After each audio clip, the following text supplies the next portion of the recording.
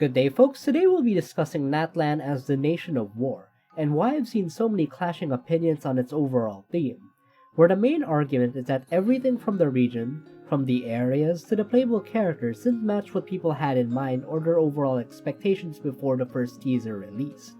That being said, I've made this video to attempt to explain the possible intentions of what the developers had in mind that I was able to understand with some research, which makes Natlan as a whole much more cohesive than what people think is a jumbled mess.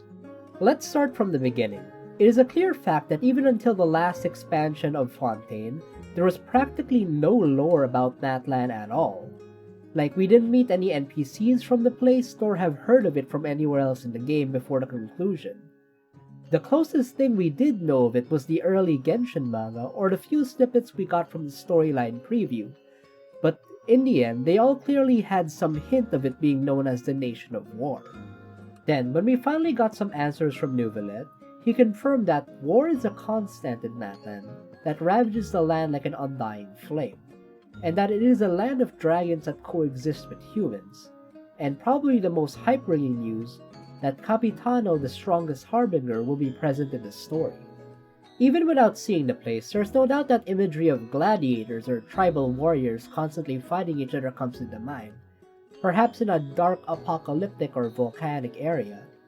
Furthermore, even I would agree that was one of the first things I imagined back then. It's kind of stereotypical, but what else would the place dubbed the Nation of War be?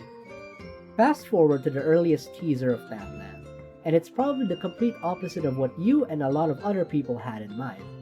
Instead of a dark wasteland, it's a very colorful place, and the mighty dragons are just basically Pokemon, and the playable characters look like Pokemon trainers. This is probably where the first wave of disappointment came into play.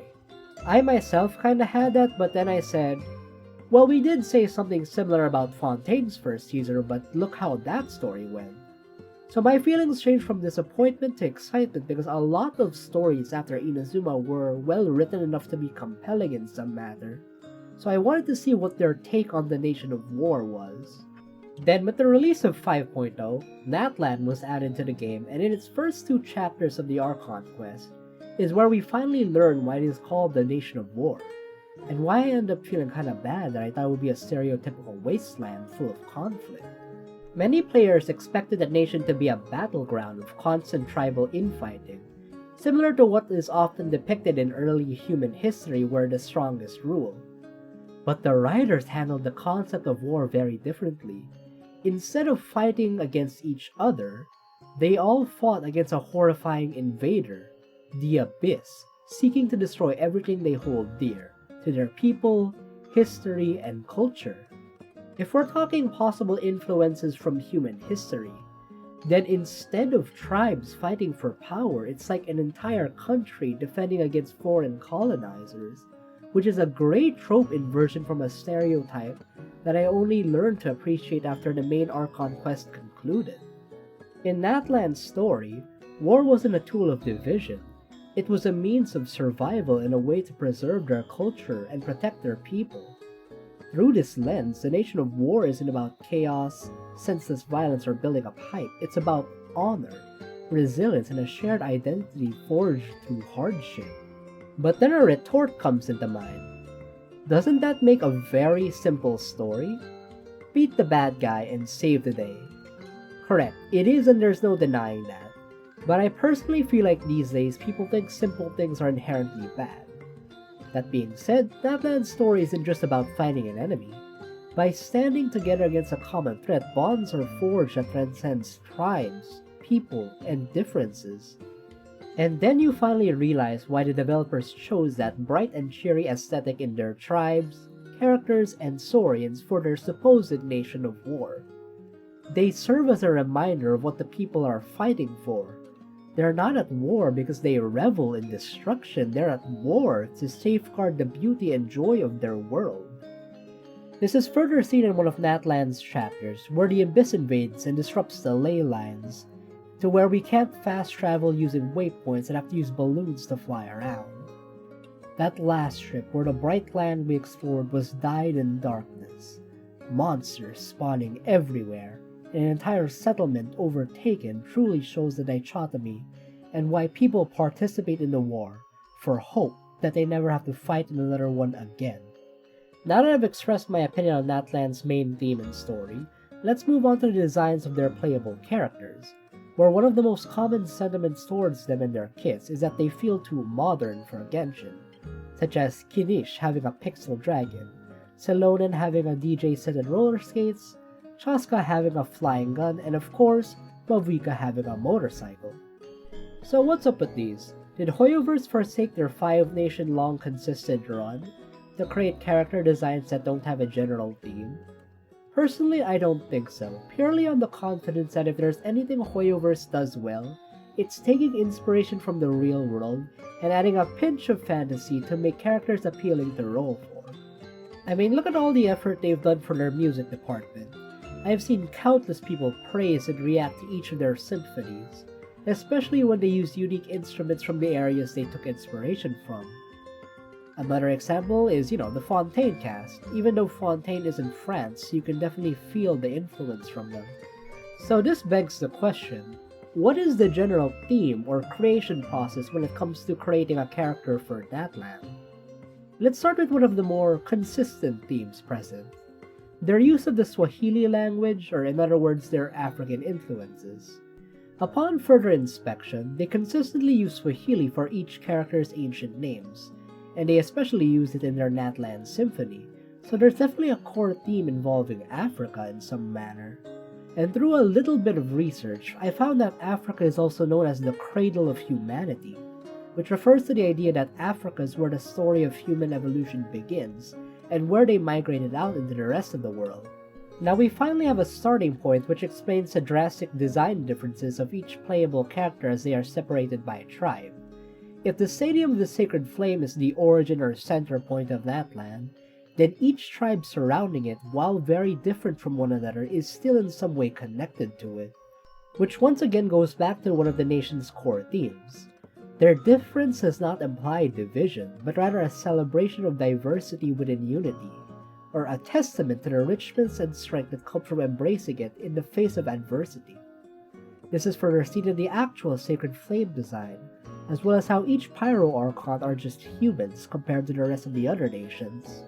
But moving on to the aesthetic choice that people have the most issues with, how modern they look, especially when compared to the rest of Teyvat. And I think this line from the Archon quest can explain some part of it. Someone had this to say about ancient names. Our forebears carved miracles into obsidian rock, yet future bearers looked upon them and saw strength. The miracles of the past become the motivations of the present. The limitations of the past become the breakthroughs of today. That's more or less the gist of it. In other words, especially under the threat of the Abyss, Natlan has always valued evolution in some regard, whether it be personal growth or actual advancements in technology. Furthermore, that line also brings up a very important core theme in Natlan once again, that it is a nation that values both the past and the future so that decisions can be made in the present, which may explain some of the more modern aesthetics of the characters. This is something I found on the Genshin lore subreddit, which explains the design choices of Xilonen by Reddit user Diaranara Researcher. I'll link it in the description if you want to check it out. It's a very long list, but here's a few images from the post. And for a quick summary, a large part of her design actually follows Mexican historical culture, as seen from the images being displayed right now. But for her modern influences, such as her skating and her being a DJ, through a bit of searching online, Mexico is actually the home of a lot of skate parks, as well as various digital music festivals. I think if this is how one character is designed, I think it's not a stretch to say that the rest of the cast had a similar creation process, a unique blend of historical inspiration and some modern outfit or phenomenon, which once again reflects the theme of evolution found in Natlan. Even from the original Teyvat preview, we can see that Ian-san is wearing what looks like tribal-style sneakers or footwear, so they've always had this in mind even several years ago. Another is that in one of their animations, Mavuika actually has a warrior outfit rather than her biker one, which shows a deliberate choice in choosing the more modern outfit that you wouldn't expect to be in Natlan. In fact, even in Citlali's story quest, The main bad guy is a person that can't believe that Natlan is this advanced, to where he even mocks it with his preconceived notions of the place, calling it a backwater nation. Though that being said, I still do believe that Fontaine is far more advanced than Natlan. The fact that they don't have phlogiston or ancient dragon technology at all, and still manage to create something that essentially manipulates gravity, is proof of their efforts at their research institute. To close my thoughts on the matter, Natlan isn't a war-ravaged apocalyptic land. It's a land where war tragically happens as the residents try to keep their history and culture safeguarded. Despite the constant threat of the Abyss, they refuse to let its gloom and demise overshadow their world. But I do understand that expectations not being fulfilled could lead to a negative view on the nation, and that even if everything has a proper reason, a person could not enjoy the nation's quest or the character designs purely on the opinion that they just don't like the vibe. And that is 100% fine, because having a fanbase that just says everything is perfect will lead to its eventual demise. I myself enjoyed Natlan because I think that every corner of it, from its lively tribes to its colorful landscape, serves as a defiant declaration that even in the face of relentless hardship, the people will not let darkness consume them. In this unity, the people of Natlan stand together, embracing their diversity as a strength, bound by a shared commitment to protect their future while honoring their past. Thank you for listening.